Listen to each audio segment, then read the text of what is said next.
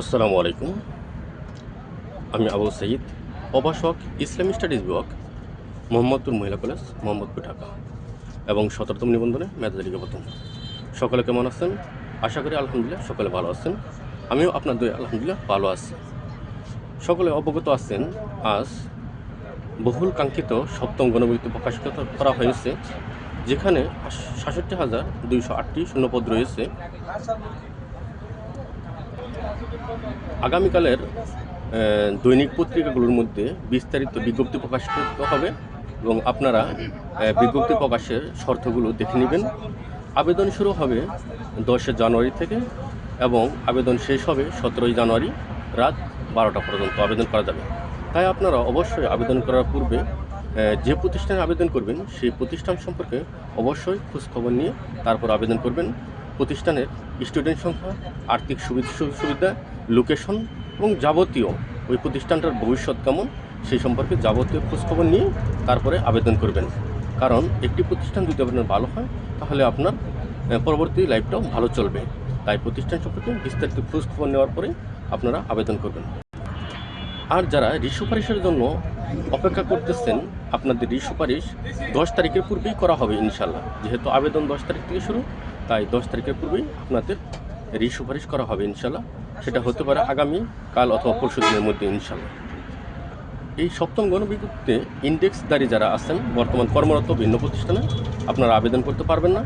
আর যারা ভিন্ন প্রতিষ্ঠানে কর্মরত আছেন কিন্তু আপনাদের ইন্ডেক্স হয়নি, ইন্ডেক্সবিহীন যারা, তারা আবেদন করতে পারবেন, এতে কোনো সমস্যা নেই।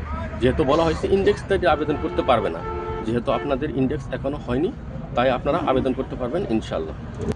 প্রাতিষ্ঠানিক যে বাধাটা ছিল সেই সম্পর্কে আগামীকাল পত্রিকায় বিস্তারিত গণবিজ্ঞপ্তি প্রকাশিত হবে। তখন প্রতিটি শর্ত বিস্তারিতভাবে দেখলে বোঝা যাবে যে প্রাতিষ্ঠানিক বাধা দূর হয়েছে কিনা। যেহেতু এখনও এই বিষয়ে কোনো কিছু বলা হয়নি, এটা আগামীকাল পত্রিকায় দেখার পরও জানানো যাবে। আপনারা শূন্যপদ দেখার জন্য অনেক কাঙ্ক্ষিতভাবে বসে আছেন। আশা করি আগামীকাল বা অতি দ্রুত এনটিআরসি তাদের ওয়েবসাইটে শূন্যপদ দেখার সুযোগ করে দেবে। তখন আপনারা আপনাদের শূন্যপদগুলো দেখতে পারবেন এবং শূন্যপদ দেখে আপনারা আপনাদের নাম্বার অনুযায়ী, আপনার নাম্বার যদি ভালো থাকে তাহলে ভালো প্রতিষ্ঠান, এবং নাম্বার যদি মিডিয়াম থাকে তাহলে মিডিয়াম প্রতিষ্ঠান, এবং নাম্বার যদি কম থাকে সেই ক্ষেত্রে নিম্নমানের প্রতিষ্ঠানগুলো চয়েস দেবেন। অবশ্যই আপনার নাম্বার বা মেধা অনুযায়ী আপনাকে প্রতিষ্ঠান চয়েস দিতে হবে। প্রতিষ্ঠান চয়েস সম্পর্কে পরবর্তী ইনশাল্লাহ আমি একটি ভিডিও করব এবং আপনারা সেই সম্পর্কে জানতে পারবেন। আশা করি আপনারা নির্ভুলভাবে আবেদন করতে পারবেন। এবং নির্ভুল আবেদনের জন্য কোনো পরামর্শ পেতে হলে অবশ্যই আমার ID, Facebook ID Abu Saeed আরিউ এবং Facebook page Abu Saeed sir follow দিয়ে রাখবেন, এবং YouTube channel Saeed education zone এটা ফলো দিয়ে রাখবেন বা সাবস্ক্রাইব করে রাখবেন। তাহলে আপডেট যে কোনো এনটিআরসির তথ্য জানতে পারবেন ইনশাল্লাহ। আশা করি সকলে ভালোভাবে বুঝতে পেরেছেন। যদি তারও কোনো বুঝতে সমস্যা হয় তাহলে অবশ্যই কমেন্টে জানাবেন, এবং আপনারা পরবর্তী কী সম্পর্কে ভিডিও পেতে চান অবশ্যই জানাবেন, আমি জানানোর চেষ্টা করব ইনশাল্লাহ।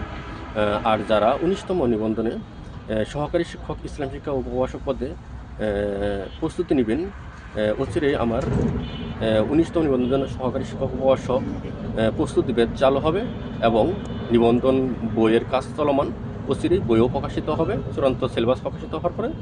সকলে ভালো থাকবেন, সুস্থ থাকবেন, সকলের জন্য শুভকামনা রইল। আসসালামু আলাইকুম।